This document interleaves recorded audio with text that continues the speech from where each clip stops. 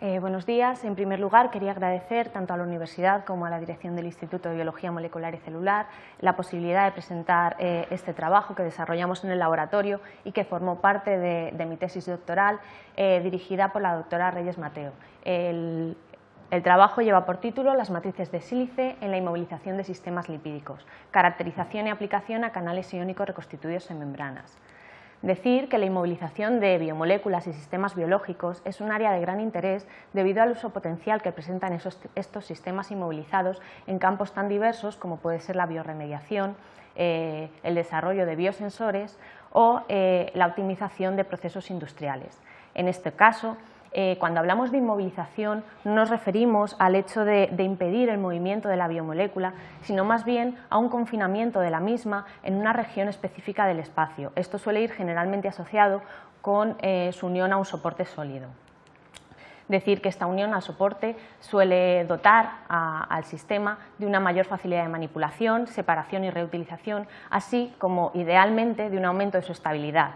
manteniendo siempre sus propiedades o la actividad de interés. Pero debemos decir que los sistemas biológicos son especialmente sensibles a su entorno, por lo que tras la inmovilización pueden sufrir alteraciones en sus propiedades o en su actividad. Es necesario, por ello, llevar a cabo una selección muy cuidadosa del método de inmovilización, en base tanto del sistema que queremos inmovilizar como de la aplicación final del mismo. Entre los sistemas biológicos son especialmente sensibles a la hora de la inmovilización las membranas lipídicas o los sistemas aquellos que incorporan algún tipo de membrana, como pueden ser las proteínas de membrana, ya que las interacciones lipídicas que son responsables tanto de la integridad como de las propiedades de las bicapas se ven generalmente alteradas por los procesos de inmovilización. Dentro de los distintos tipos de inmovilización podemos clasificarlos en base al tipo de fuerzas que rigen la unión con el soporte, distinguiendo así, por ejemplo, la inmovilización por absorción física, en la cual la unión se lleva a cabo mediante interacciones electrostáticas, iónicas, interacciones hidrofóbicas o fuerzas de Van der Waals, que son relativamente débiles, de manera que no suelen perjudicar a la biomolécula inmovilizada, pero por otro lado, estos sistemas suelen presentar problemas de desorción del soporte con el tiempo. Otro tipo de inmovilización es la inmovilización por unión covalente. En este caso estamos hablando de enlaces ya muy fuertes, no se producen pérdidas por desorción de la biomolécula, pero estas uniones, estos enlaces, sí que alteran generalmente a las biomoléculas inmovilizadas. Por último, debemos hablar de la inmovilización en membranas semipermeables o en matrices poliméricas e hidrogeles, en el cual hablamos más bien solamente de una retención física. No hay un verdadero enlace con el soporte, sino únicamente una retención física o un confinamiento de la biomolécula en una cavidad. Este es el caso de las matrices que nosotros hemos utilizado en este trabajo, que son las matrices de sílice. Estas matrices de sílice presentan una serie de propiedades que consideramos ventajosas, como pueden ser su alta porosidad, que las hace disponibles para la preparación de biosensores, ya que permiten la difusión de los analitos. Además, son inertes, no reaccionando ni con la biomolécula ni con los analitos de interés, y presentan una baja absorbancia en la zona del espectro ultravioleta y visible, haciendo que podamos caracterizar, por ejemplo, los sistemas inmovilizados utilizando técnicas espectroscópicas, o que podamos utilizar estas matrices para construir dispositivos ópticos. Además, este tipo de matrices pueden ser sintetizadas a temperatura ambiente mediante el denominado proceso Sol-Gel. Este proceso, el proceso Sol-Gel, implica la evolución de una red inorgánica tridimensional a partir de una suspensión coloidal inicial. Si la biomolécula de interés se encuentra presente en el medio, durante la gelificación, esta quedará albergada en los poros que se generan en la matriz. Estos poros, en condiciones normales, presentan diámetros entre 20 y 100 angstroms, de manera que si la biomolécula o el sistema biológico que estamos inmovilizando presenta un diámetro, un tamaño mayor que estos poros, lo que ocurrirá es que actuará como propio molde del poro que se va a formar dentro de la matriz. Pues bien, el método más extendido para la obtención de estos formadores del gel está basado en la hidrólisis por condensación de alcóxidos de silicio, como pueden ser el tetrametilortosilicato y el tetraetilortosilicato. Las reacciones que llevan a cabo la formación de este entramado de la matriz se presentan en este esquema. Existe una primera etapa de hidrólisis que se favorece a pH ácido o básico y una segunda etapa que puede ser una condensación bien acuosa o bien alcohólica que lleva a la formación final de los enlaces siloxano. Como observamos, existen varios pasos de este proceso en el cual se libera alcohol al medio. Esto puede ser un problema, especialmente en el caso de biomoléculas lábiles y sobre todo si en lugar de un pequeño film, una pequeña capa fina de este tipo de matrices, lo que estamos intentando obtener son piezas monolíticas. Por ello, muchas de las modificaciones que se han llevado a cabo sobre las rutas de síntesis de estas matrices van encaminadas a la reducción de alcohol presente en el medio, para hacerlas más biocompatibles. Entre estas modificaciones, por ejemplo, nos encontramos con la utilización de precursores modificados que liberen al medio sustancias inocuas, como puede ser incluso glicerol, la utilización de sílice coloidal con rutas acuosas o incluso modificaciones que incluyen pasos adicionales de evaporación del alcohol presente en el medio.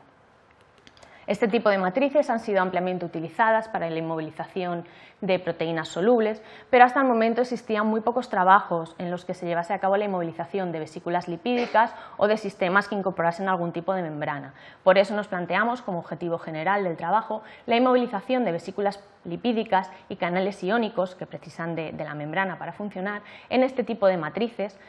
sintetizadas mediante el proceso Sol-Gel, así como su caracterización utilizando técnicas de fluorescencia. Llevamos a cabo una aproximación bottom-up, es decir, desde el sistema más sencillo iremos incrementando su complejidad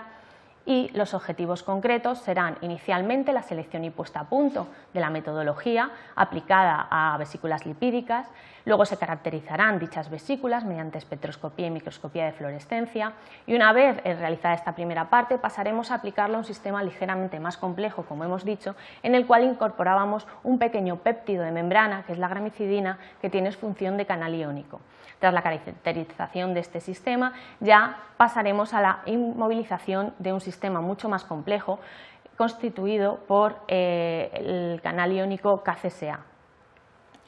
Los resultados también se han organizado de la misma forma, en complejidad creciente. Inicialmente presentaremos aquellos referidos a la inmovilización de los sistemas lipídicos, que serán liposomas unilamelares grandes o loops y liposomas gigantes, y posteriormente los de los sistemas membrana-proteína, primero la gramicidina, como hemos dicho, y luego el KCSA. En cuanto a los dos primeros sistemas a inmovilizar, decir que la diferencia principal se debe a su tamaño. Las vesículas unilamelares grandes poseen diámetros entre 50 y 500 nanómetros, mientras que las vesículas gigantes tienen tamaños de en torno de la micra, lo que hace posible su observación directa bajo técnicas de microscopía y llevar a cabo, por tanto, estudios de vesícula única. En cualquiera de estos dos casos, dado que los lípidos no presentan fluorescencia intrínseca, es necesario llevar a cabo la adición de algún tipo de sonda fluorescente. Aquí tenemos un esquema muy resumido de distintas sondas utilizadas en estos estudios, así como su localización dentro de la bicapa. Pues bien, comenzando ya por la inmovilización de los loops, lo primero que se llevó a cabo fue la selección de la ruta de bioencapsulación. Para ello se contó con la ayuda de los doctores Del Monte y Ferrer del Instituto de Ciencias de Materiales de Madrid y aunque se probaron más de 5 rutas distintas de bioencapsulación, vamos únicamente a comentar los resultados con 2 de ellas, lo que denominaremos la ruta estándar, que es la descrita generalmente en la bibliografía, y la ruta libre de alcohol. Ambas son muy similares, parten del precursor a pH ácido y mediante agitación promovemos su hidrólisis. Y luego, tras la adición de liposomas en un pH tamponado, se acelera la gelificación que da lugar finalmente a la matriz con los liposomas inmovilizados en su interior. La única diferencia es que en el caso de la ruta estándar el proceso de agitación se realiza en abierto, de manera que estamos intentando perder de forma cualitativa el etanol producido en el medio, mientras que en la ruta libre de alcohol esta agitación se produce en un medio cerrado, en un vial, y el alcohol se elimina, pero ya de forma cuantitativa, mediante un paso adicional de rotaevaporación.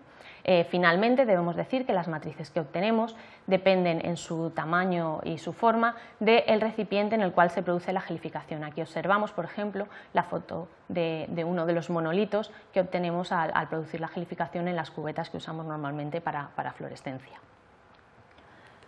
Pues bien, se intentaron ver los efectos que podían tener estas dos rutas sobre la inmovilización de liposomas y para ello seguimos el comportamiento termotrópico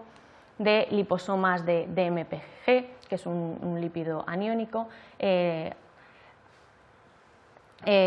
a partir de los cambios en la anisotropía que sufre la sonda fluorescente de pH. Lo que observamos es que tras la inmovilización utilizando la ruta estándar se produce un desplazamiento del ATM, de la temperatura de transición lipídica, con respecto al que observamos en disolución. Además, esto no se puede observar en esta curva, pero porque deberíamos enseñar todas las que obtuvimos,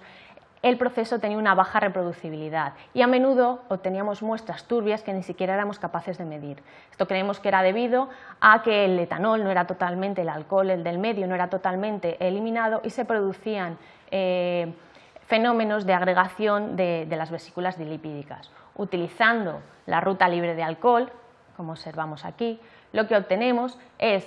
curvas con la misma que muestran que la temperatura de transición es la misma que en disolución, además se retiene la cooperatividad del proceso y este proceso era muy reproducible. Por tanto, esto nos llevó, sin duda, a elegir la ruta libre de alcohol para la inmovilización de nuestros sistemas lipídicos. Una vez realizada esta primera selección, lo que quisimos ver era si de alguna forma este comportamiento era extrapolable a otro tipo de lípidos. En estos estudios, finalmente, llevamos a la conclusión de que existía un efecto en la cabeza debido a la cabeza polar. Si en lugar de lípidos compuestos por un lípido aniónico, por un fosfolípido aniónico como era el DMPG, utilizábamos un fosfolípido zuiteriónico, una cabeza zuiteriónica como el DMPC, lo que observábamos es que tras la inmovilización, incluso utilizando esta ruta libre de alcohol, había una pérdida de cooperatividad de todo el proceso y una alteración, por tanto, de las propiedades de la membrana. Este efecto creímos que era debido principalmente a la existencia de interacciones electrostáticas, ya que el poro de la matriz contiene grupos silanol que no han reaccionado y dota a dicho poro de una determinada densidad de carga negativa, de manera que puede acabar interaccionando con la cabeza polar del lípido. Intentando ahondar un poquito más sobre estos efectos que se producían en los lípidos zuiteriónicos, se pasó a estudiar las propiedades físicas de la membrana utilizando la sonda fluorescente Laurdan. Esta sonda se inserta en las membranas, igual que ocurría con el DPH, y presenta una propiedad, es que presenta un elevado momento dipolar que además cambia en su estado excitado. Bajo unas determinadas condiciones, el disolvente puede llegar a reordenarse alrededor de este estado excitado y se produciría entonces lo que denominamos la relajación dipolar. Esto se observaría como un desplazamiento al rojo en el espectro de emisión de dicha sonda. Estos cambios en el espectro de emisión pueden ser cuantificados mediante lo que denominamos el parámetro de polarización generalizada, que no es más que una relación de intensidades en el borde azul y en el borde rojo del espectro. Además, estos cambios están directamente relacionados con el empaquetamiento de la membrana lipídica. Pasamos a estudiar, por tanto, el comportamiento de esta sonda en los dos sistemas, en un sistema aniónico de DMPG y en un sistema zuiteriónico de DMPC a distintas temperaturas. Observamos que en el caso del DMPG inmovilizado se obtenía un patrón idéntico al que obteníamos en disolución, ya que la inmovilización no estaba afectando el estado físico de la membrana. En cambio, si nos fijamos en el patrón obtenido para el DMPC inmovilizado, lo que se observa es que los valores de la polarización generalizada, incluso a altas temperaturas, nunca llegan a alcanzar estos valores tan negativos que obtenemos previamente en disolución. Además, la tendencia que muestra la polarización generalizada con la longitud de onda de excitación varía enormemente. Aquí vemos que conforme se incrementa la longitud de onda, la GP disminuye, mientras que en el caso del sistema inmovilizado, al incrementar la longitud de onda, la GP aumenta. Esto suele ser indicativo de una posible coexistencia de fases. Para intentar determinar si realmente teníamos esta coexistencia de fases, se hizo uso de la sonda TPNA, el ácido transparinárico, que es un ácido graso fluorescente, que además presenta preferencia por insertarse en las zonas más ordenadas de la membrana, haciéndolo muy sensible a la presencia de este tipo de heterogeneidad lipídica. A partir de los decaimientos de fluorescencia del ácido transparinárico y analizándolos mediante un método de series exponenciales, llegamos a obtener lo que es la distribución de vidas medias de esta sonda. De nuevo lo realizamos para los dos sistemas, tanto en disolución como en sol-gel, y además a distintas temperaturas. En el caso del sistema aniónico, formado por los liposomas de DMPG, observamos que a temperaturas por debajo de la temperatura de transición lipídica se observan tres componentes de vidas medias. La amplitud y el valor de la componente más larga está directamente relacionado con la fase gel. Por tanto, cuando nos encontramos a temperaturas próximas a la temperatura de transición, el valor de esta componente y su amplitud disminuye. Y por encima de la temperatura de transición desaparece totalmente. Este comportamiento es exactamente idéntico tanto en disolución como inmovilizado en la matriz. En el caso del DMPC,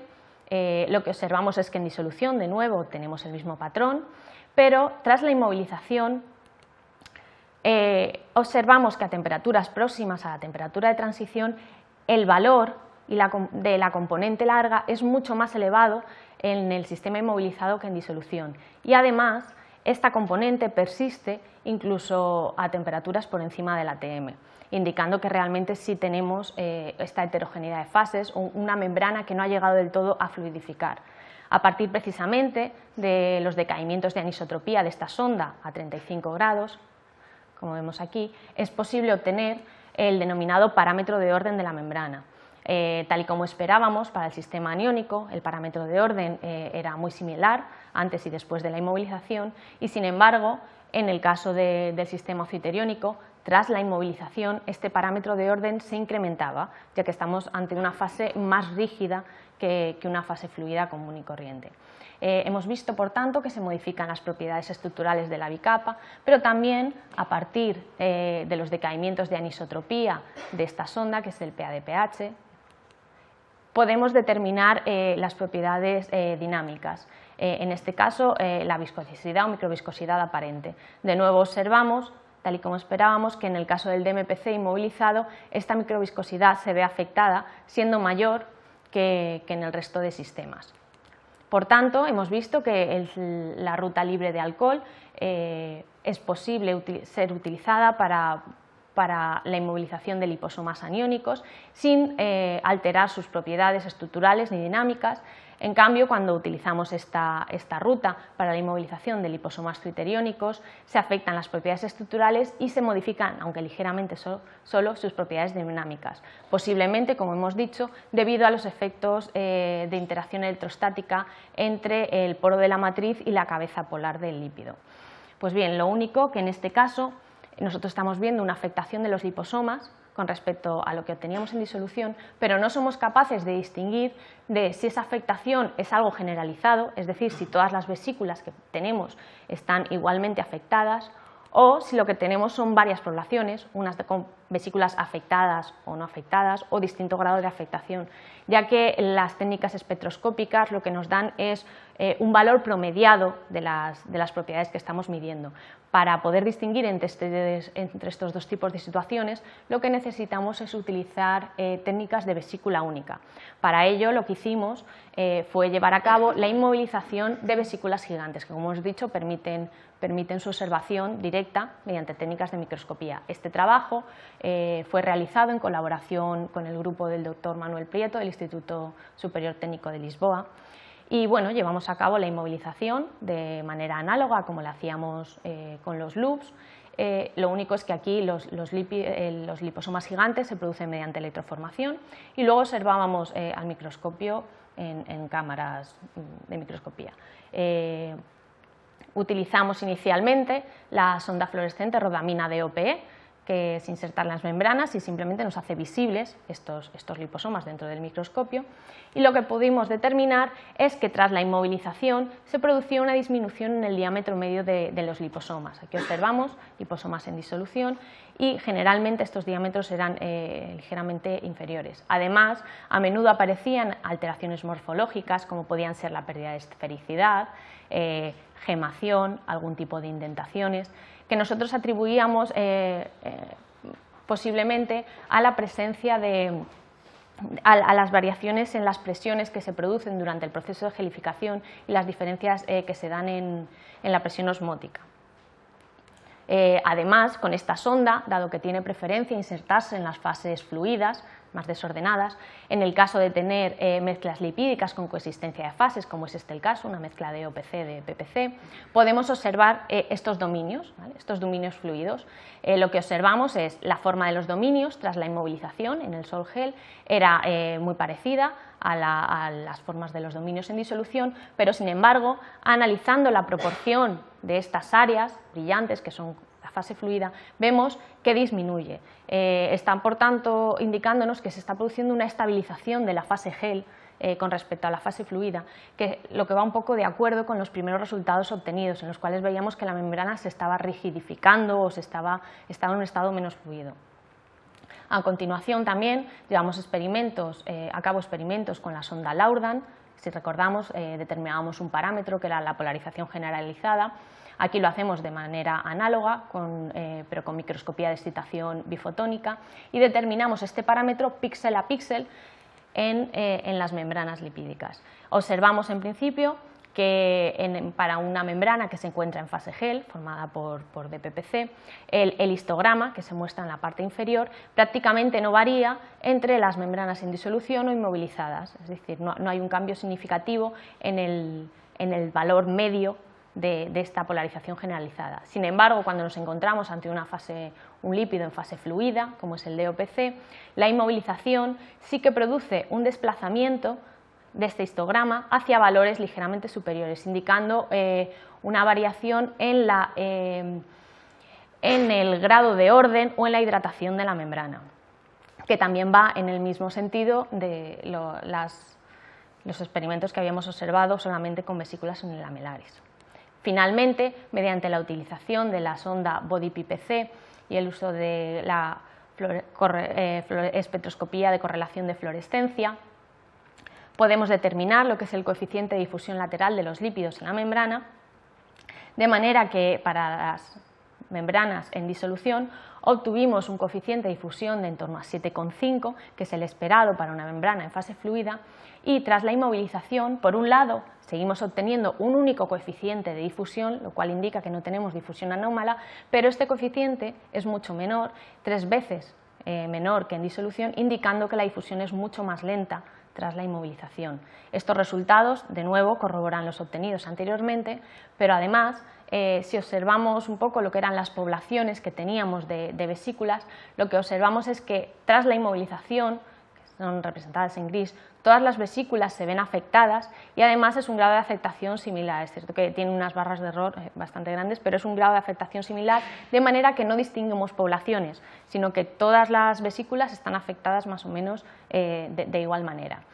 A continuación, como dijimos, pasamos a complicar un poco más el sistema a inmovilizar incorporando el péptido gramicidina. La gramicidina es un pentadecapéptido antibiótico que se inserta en las membranas y forma un canal iónico que es selectivo a cationes monovalentes. Debido a su gran disponibilidad, a su pequeño tamaño y a la facilidad que tiene para ser químicamente modificada, este péptido ha sido utilizado ampliamente como modelo de canal transmembrana. Además, una vez que se inserta en las membranas, adquiere una serie de conformaciones que podemos agrupar generalmente en torno a 2 motivos de plegamiento o estructuras principales, que son la de doble hélice, que es la forma no conductora, y la de dímero helicoidal, que es la forma canal o forma conductora. Observamos además que la disposición de los triptófanos en los 2 tipos de estructuras es distinta. Esta disposición distinta y el hecho ya en sí de que posea triptófanos nos permite seguir la fluorescencia intrínseca de este péptido para determinar tanto su incorporación en membranas como los posibles cambios que se puedan producir tras la inmovilización. Así determinamos los espectros de emisión de fluorescencia y las vidas medias en distintos sistemas y vimos que cuando la proteína era incorporada en vesículas zuiteriónicas formadas por pece de huevo, presentaba un máximo de emisión a 332 nanómetros. En caso de que el sistema utilizado para incorporar el péptido fuese en membranas aniónicas, el espectro de emisión se desplazaba ligeramente al azul. Esto simplemente indica que según el sistema en el que incorporemos el péptido, la localización de los triptófanos es ligeramente distinta en uno y otro. En cualquiera de estos casos, tras la inmovilización de estos sistemas, lo que sí que se observa es que no hay cambios en el espectro de emisión del péptido. Observando también las vidas medias obtenidas a partir del análisis de los decaimientos de intensidad, observamos que para ninguno de los sistemas, comparando dentro de sí cada uno con el sí mismo, no se produce tampoco cambio en estas vidas medias, de manera que la inmovilización no parece estar perturbando la estructura de la gramicidina. Llevamos a cabo también estudios de accesibilidad del disolvente utilizando el quenching insoluble acrilamida a concentraciones crecientes, y a partir de las gráficas de los ajustes de las gráficas de Stell-Ballmer obtenemos la constante de quenching bimolecular, y observamos que en el caso del lípido del péptido incorporado en el sistema aniónico no se producían cambios en la accesibilidad al disolvente, ya que esta constante no variaba, mientras que en el caso de la incorporación en el sistema azioteriónico, la accesibilidad del disolvente disminuía tras la inmovilización, como muestran los valores de la constante. Esto en principio era en parte esperado, ya que la interacción de la membrana con el poro de la matriz puede dificultar un poco lo que es la accesibilidad a la propia proteína. Realizamos también un estudio sobre el estado físico de la membrana, cómo estaba ya no la proteína, sino la membrana en sí, y de nuevo para los dos sistemas, el lípido aniónico y el lípido zwitteriónico, y lo que observamos es que en el lípido aniónico no se afectaba el estado físico de la bicapa, tal y como esperábamos, mientras que la inmovilización incrementaba el grado de orden o disminuía la hidratación en el caso de la bicapa zwitteriónica con gramicidina, tal y como habíamos observado cuando teníamos únicamente los lípidos. Realmente lo que más nos interesa en este caso es, además de determinar sus propiedades, el hecho de que esté o no esté accesible, es la actividad del péptido, si éste es capaz de mantener su actividad tras la inmovilización. Para ello llevamos a cabo un ensayo de actividad basado en la desactivación de la fluorescencia de esta sonda, el PTSA, que es un derivado del polietileno, por la presencia de iones cesio. Llevamos a cabo la encapsulación de esta sonda en el interior de liposomas en ausencia y en presencia de gramicidina, de manera que al adicionar cesio lo que observaríamos es la disminución de la fluorescencia de la sonda cuando tenemos el péptido gramicidina incorporado, ya que el cesio es capaz de permear, mientras que en ausencia de dicho péptido deberíamos observar disminución de la fluorescencia. Realizamos estos experimentos en los dos sistemas, zwitteriónico y aniónico, utilizando concentraciones variables de cesio, y determinamos las constantes de Stell-Ballmer. Para el sistema zwitteriónico lo que observamos es que no hay variación de la constante entre el sistema en disolución y el sistema inmovilizado, lo cual pues, indica que a pesar de esas pequeñas perturbaciones que se producían en la membrana, modificaciones del estado de la membrana, no había cambio en la actividad del péptido inmovilizado. En el sistema aniónico lo que observamos, sin embargo, fue que tras la inmovilización se producía una disminución de la constante. Este efecto debemos atribuirlo, por un lado, a que en el sistema, si nos fijamos, ya en el sistema en disolución, la constante que se obtiene es mucho mayor. Nosotros pensamos que como el sistema es aniónico, la membrana está cargada negativamente y se produce un efecto de incremento de la concentración local de cesio en las proximidades del canal. Tras la inmovilización se produce, como si dijésemos, una especie de competencia entre la superficie aniónica de la membrana y el poro, que también es aniónico, y por eso estos efectos de incremento de concentración local ya no son tan fuertes y por eso vemos una disminución. Pero en cualquier caso sigue siendo activa la proteína incluso en este sistema aniónico. Vemos, por tanto, que la metodología Sol-Gel utilizada ha permitido la inmovilización de este péptido incorporado tanto en vesículas aniónicas como en zwitteriónicas, y que además la alteración que se producía en las propiedades físicas en el caso de las vesículas zwitteriónicas no impedía ni la inmovilización ni la actividad de la gramicidina. Ya por último pasamos al último paso de complejidad del sistema, que era incorporar una proteína de membrana. La proteína seleccionada fue el canal de potasio KCSA. Para ello contamos con la colaboración del grupo del Dr. José Manuel González Ros, que trabajan y tienen una amplia experiencia trabajando con esta proteína. Y el KCSA es un canal de potasio procariota, aunque presenta alta homología con canales eucariotas, por lo cual se usa como modelo de canal iónico comúnmente. Posee una estructura homotetramérica en la cual podemos distinguir 4 regiones. Por ejemplo, el dominio N-terminal está formado por una hélice anfipática que se orienta hacia la zona intracelular y presenta alta movilidad. El dominio C-terminal, que se extiende unos 50 angstrom hasta hacia el interior de la zona intracelular y que está formado por un manólogo de hélices alfa. Distinguimos también las hélices transmembrana, TM1 y TM2, y la región del poro con el filtro de selectividad. Al igual que ocurría con la gramicidina, podemos seguir directamente la fluorescencia de esta proteína para evaluar los posibles cambios que se produzcan tras la inmovilización. Así pues, determinamos los espectros de emisión de la proteína en el sistema en disolución inmovilizada. Recordar que esta proteína está reconstituida en liposomas, en vesículas lipídicas, en este caso en vesículas compuestas por DOPE, DOPG con una proporción 7:3. Lo que observamos es que el espectro no varía tras la inmovilización, lo cual nos indica que no se está alterando la estructura especialmente cuaternaria, ya que si tuviésemos una disociación de este tetrámero, el espectro se ensancharía y se desplazaría enormemente al rojo. Siguiendo también las vidas medias obtenidas a partir de los decaimientos de intensidad de fluorescencia, lo que observamos es que se produce una pequeña disminución en la vida media promedio de la proteína, que podría ser debida a algún ligero cambio conformacional que incremente el quenching intramolecular debido a los residuos acídicos. Para ver si estos pequeños cambios podrían afectar a la proteína, se siguió un poco la estabilidad térmica de la misma, pero solamente en muestras inmovilizadas. Hay que destacar que para muestras en disolución no podemos realizar estos experimentos de seguir la intensidad de fluorescencia con la temperatura, ya que las muestras agregan y precipitan. Esto ya un poco nos está dando una idea de las ventajas que puede tener la inmovilización de este tipo de sistemas. Observando la gráfica podemos ver que se ve solamente un decrecimiento monótono de la intensidad, y de lo cual deducimos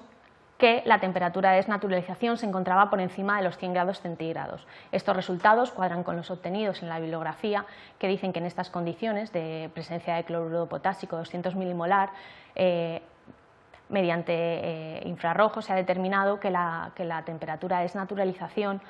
está en torno a los 120 grados. Se sabe que en presencia de sodio se desestabiliza la proteína y su temperatura disminuye, de manera que pasamos a realizar experimentos en presencia de cloruro de sodio. Aquí sí que pudimos determinar una temperatura de desnaturalización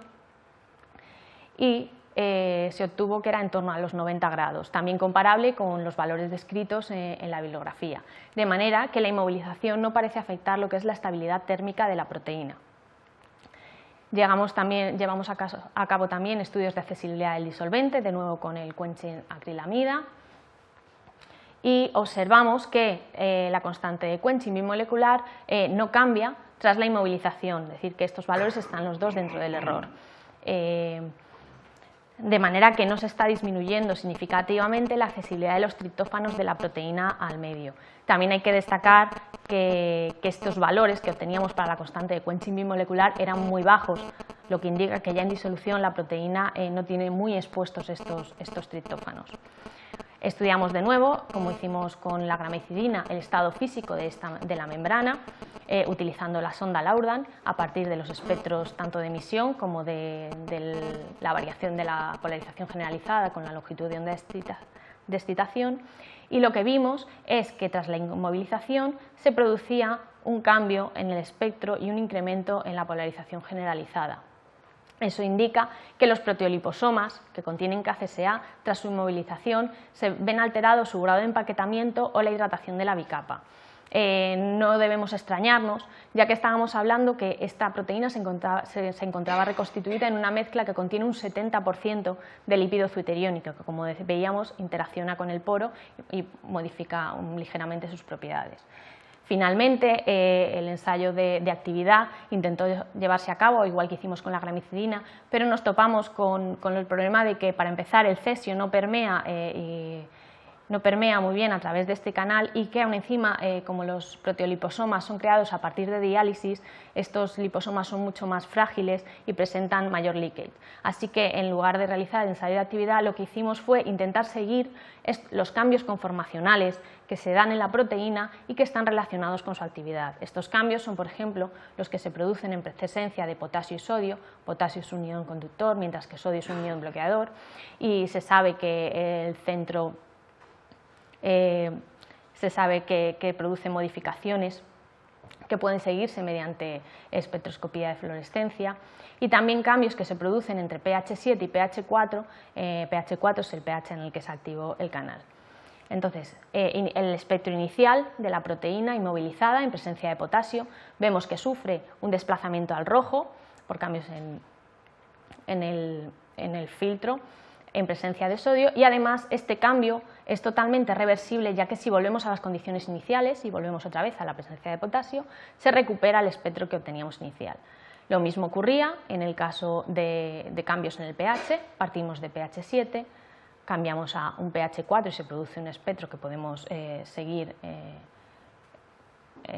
por su fluorescencia, y es totalmente recuperable, de manera que la proteína inmovilizada sigue siendo capaz de sufrir estos cambios conformacionales que son necesarios para el desarrollo de la actividad.